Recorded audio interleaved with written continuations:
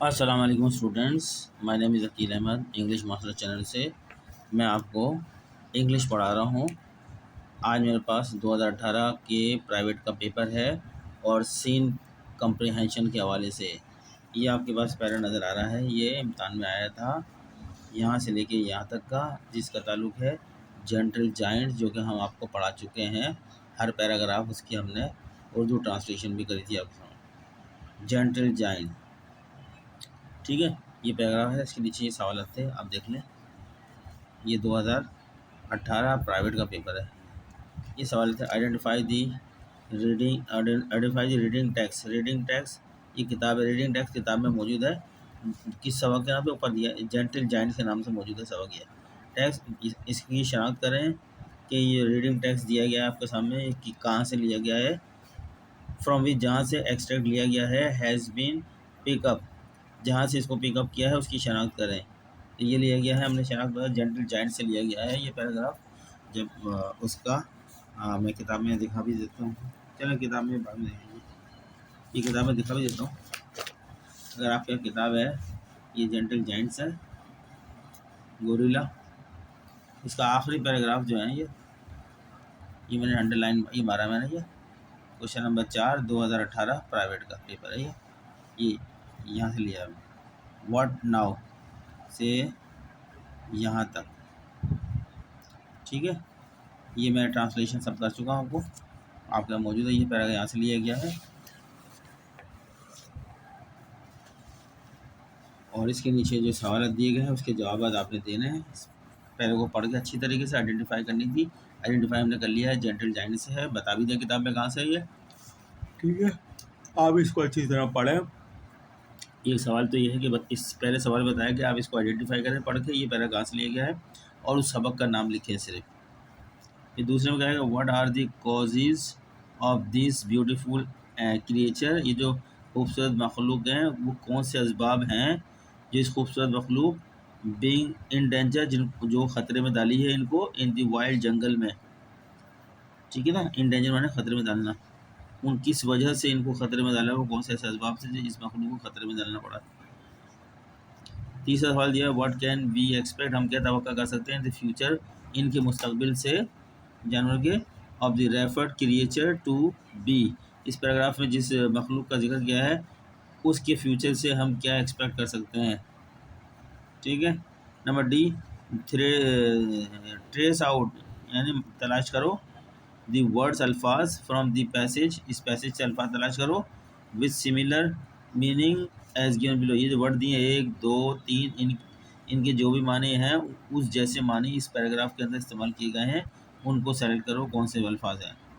जैसे आपका rejoice, gravy, rejoice,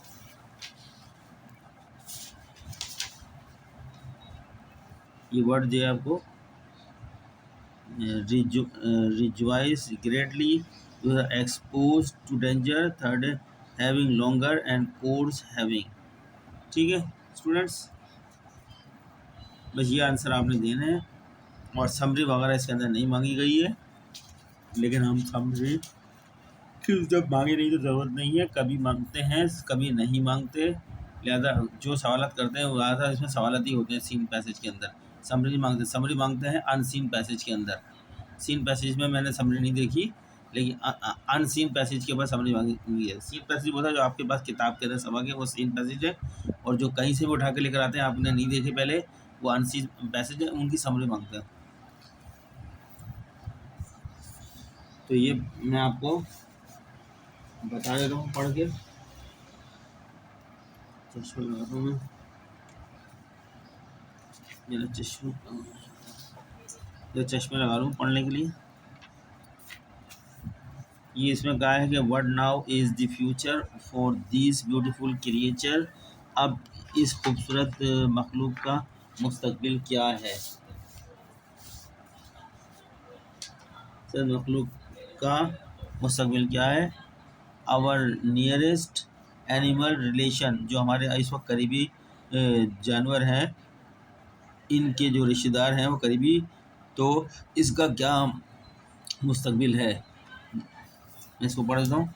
अब इन खूबसूरत मखलूक हमारे करीब तरीन जानवरों के रिश्तेदारों का मुस्तकबिल क्या है, ये बनेगा इसका। What now is the future for these beautiful creature our nearest animal relations।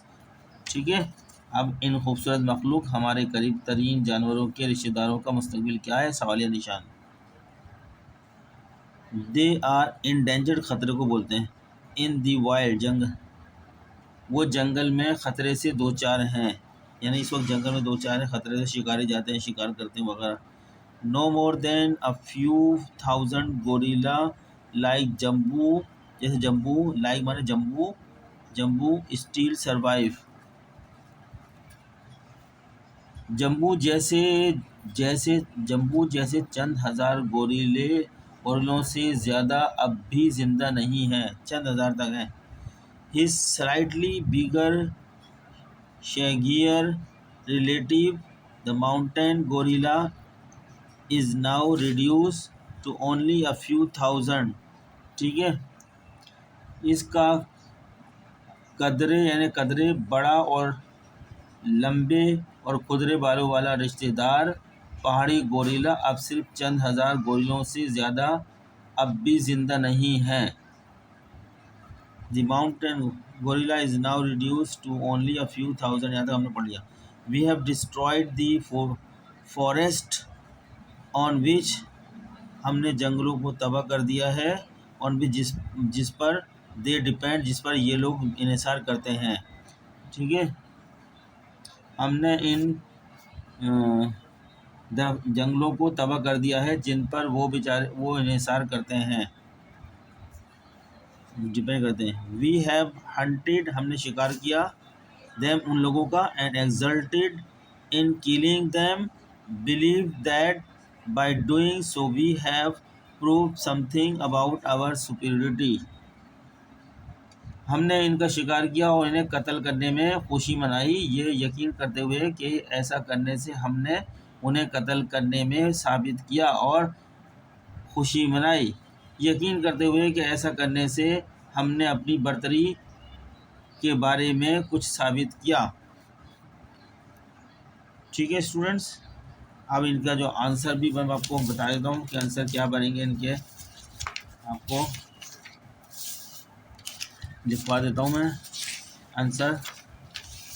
पहले का आंसर जो है हम इसका जवाब दे देंगे इसका, द नेम, क्वेश्चन नंबर ये ए का हमारा आंसर होगा, लिख लें। The name of the reading tags identify gentle Giants, ये आंसर हो जाएगा इसका। बी का आंसर हम लिखेंगे, इसमें कहा है what are the causes of this beautiful creature being in danger in the wild, जंगल में ख़तरे में होने के इस खूबसूरत मखलूक की क्या वजूहत हैं, क्या असबाब हैं। तो हमने बताया the passage mention two main, MAIN main causes, main causes लिख रखा है आप। The passage mention two main causes for these beautiful creatures, for these beautiful creatures being endangered। Number एक, habitat destruction। The text says we have destroyed the forest on which, जिस पर they depend, implying that the destructions of their natural habitat is a major threat। ये आपने सी है इसका। और एक और पॉइंट दिया है नंबर 2, हंटिंग, शिकार की वजह भी बताई गई है।